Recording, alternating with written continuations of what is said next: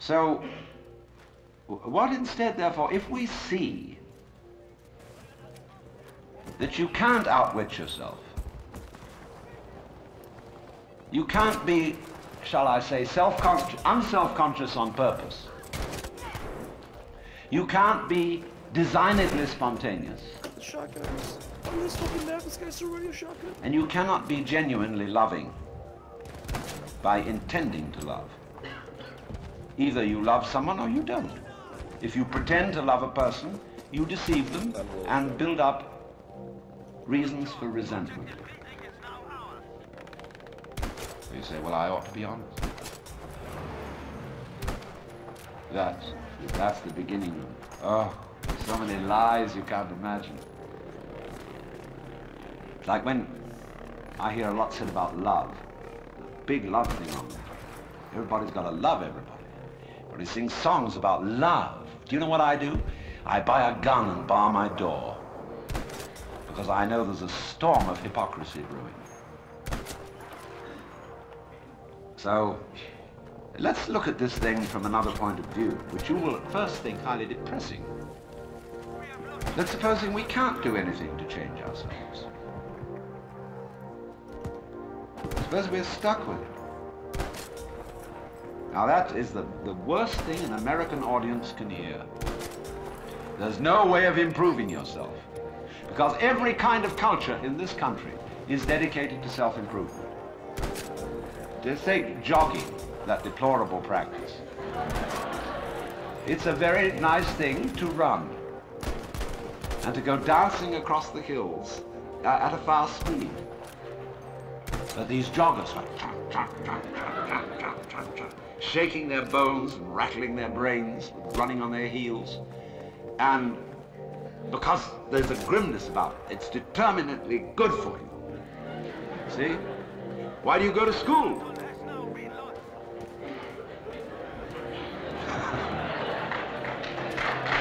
No, now wait a minute. You may not clap when I'm through. There's only one reason for going to school. And that is that somebody's got something here, whether it's a professor or a library, that you want to find out. That you are incredibly interested in how to write Chinese characters or how to understand botany. And you would like to know. You're just interested in flowers. And you would like to find out everything there is to be known about them. That's the point of coming here. Or you might like to know how to practice yoga.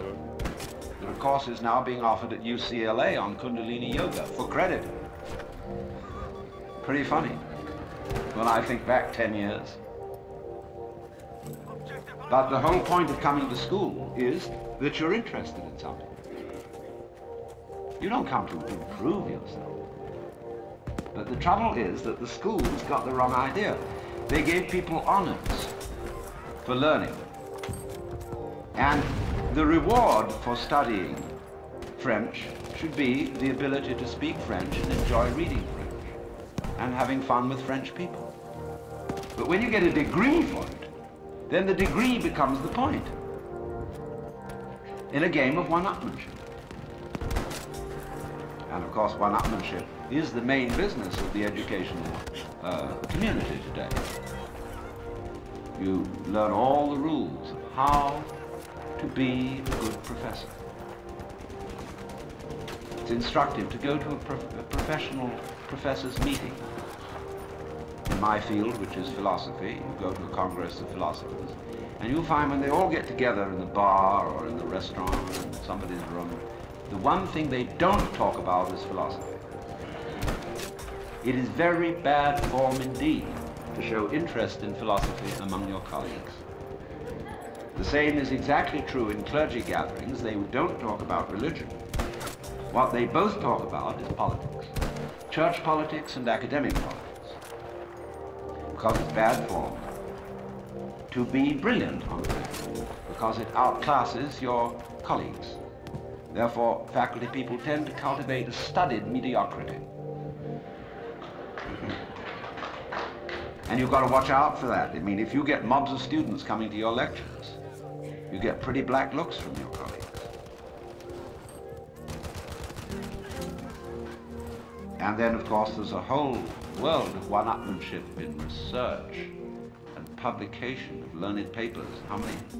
What's the relative quantity of footnotes to basic text, and footnotes on footnotes, and the various ways of making your bibliography painfully accurate. It's endless. But you see what it is? It's scholarship about scholarship, and not scholarship. Just as learning, because learning is good for you, is irrelevant to learning. The whole idea of improving yourself by learning is irrelevant to the learning process. And in the same way, doing business is doing business. Doing business, such as manufacturing clothes, is a very good thing to do. I could conceive that it would be extremely enjoyable, something one could be very proud of, to make good clothes. Of course you need to sell them because you need to eat. But to make clothes to make money raises another question. Because then your interest is not in making clothes, it's in making money, and then you're going to cheat on the clothes. And then you get an awful lot of money and you don't know what to do with it. You can't eat 10 roasts of beef in one day. Can't live in 6 houses at once. Can't drive 3 Rolls Royces at the same time. What are you to do? Well, you just go make more money. You put your money back. Invest it in something else and it'll make more. And you don't give a damn how it's made, so long as they make it. You don't care if they foul the rivers, put oil fumes throughout the air everywhere, kill off all the fish. So long as you see these figures happening. You're not aware of anything else. So, you see, you went out to do a self-improvement thing. Making money, you see, is a measure of improvement, a measure of your economic worthwhileness. Or at least that's what it's supposed to be. It isn't anything of the kind. But you went out, in other words, for the status instead of for the actuality. So if, in other words, you do an art, you're a musician. Why do you play music? The only reason for playing music is to enjoy it. If you play music to impress an audience, to read about yourself in the newspaper, you're not interested in music. So in the same way, why do I come and talk to you? Because I enjoy it. I like the sound of my own voice. I'm interested in what I'm talking about, and I get paid for it. And that's smart in this life, is to get paid for what you enjoy. So here's the situation, you see. There is no, the whole idea of self-improvement is a will-o'-the-wisp and a hoax. That's not what it's about. Let's begin where we are. See, because sometimes doing good to others, and even doing good to oneself, is amazingly destructive. Because it's full of conceit. How do you know what's good for other people? How do you know what's good for you? If you say you want to improve, then you ought to know what's good for you. But obviously you don't. Because if you did, you would be improved. You will realize there's nothing you can do to improve yourself. Because you don't know what better is, in any case. And you, who will do the improving, are the one who needs to be improved. And this also goes for society. We can change society. We can get enormous enthusiasm going out of the idea that there is a revolution afoot and that this revolution is going to set everything to right. Do you know a revolution that ever set anything to right? You see, you've got a lower self, which you can call your ego. That's that little scoundrelous fellow that's always out for me. But behind the ego, there is the Atman, the inner self, the inward light, as Quakers would call it, the real self, the spirit, which is substantially identical with God.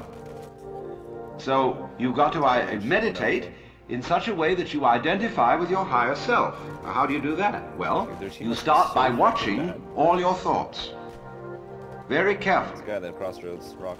Watching your feelings, watching your emotions. so that you begin to build up a sense of separation between the watcher and what is watched. So that you are, as it were, no longer carried away by your own stream of consciousness. You remain the witness, impassively, impartially, suspending judgment and watching it all go on. But just wait a minute. Who is this self behind the self, the watching self? Can you watch that one? It's interesting if you do. So you see that, you see? And you say, I realize I'm always doing that. Now tell me, how do I not do that? I say, why do you want to know?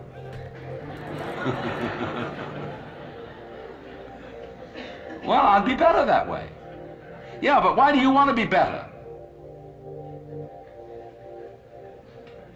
You see, the reason you want to be better is the reason why you aren't. We aren't better because we want to be. No, dude, it's fucking it. Because the road to hell is paved with good intentions. Because all the do-gooders in the world, whether they're doing good for others or doing it for themselves, are troublemakers. Okay. On the basis of kindly let me help you or you'll drown, said the monkey, putting the fish safely up a tree. And we find this problem, you see, repeatedly throughout the entire history of human spirituality. In the phraseology of Zen Buddhism, you cannot get this by thinking. You cannot attain to it by not thinking. Stop shooting the guy. Thought he was dead. It is only, you see, as getting out of your own way ceases to be a matter of choice. When you see that there's nothing else for you to do. When you see, in other words, that doing something about your situation is not going to help you. When you see equally that trying not to do anything about it is not going to help you. Where are you? Where do you stand? You're nonplussed. And you are simply reduced to what? This real world is not spiritual. It is not material. The real world is simply Damn, seriously? If you want me,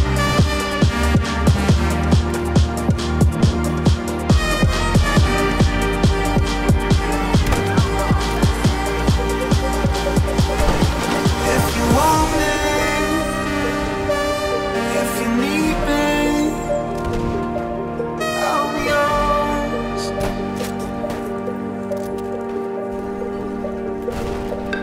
If you want me, if you need me, I'll be yours.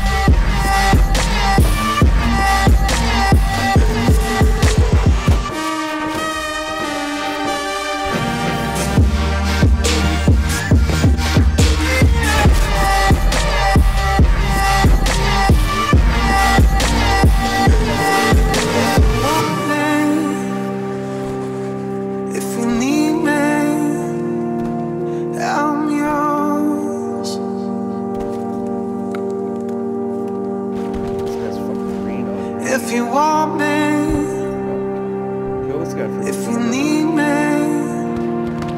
I'm yours.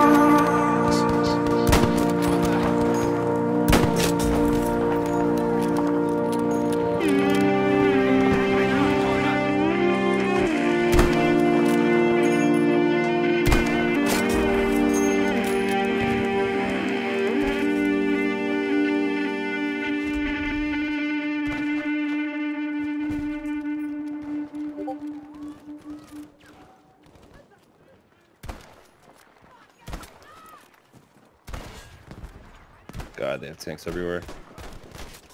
They got that tank above B plateau looking A.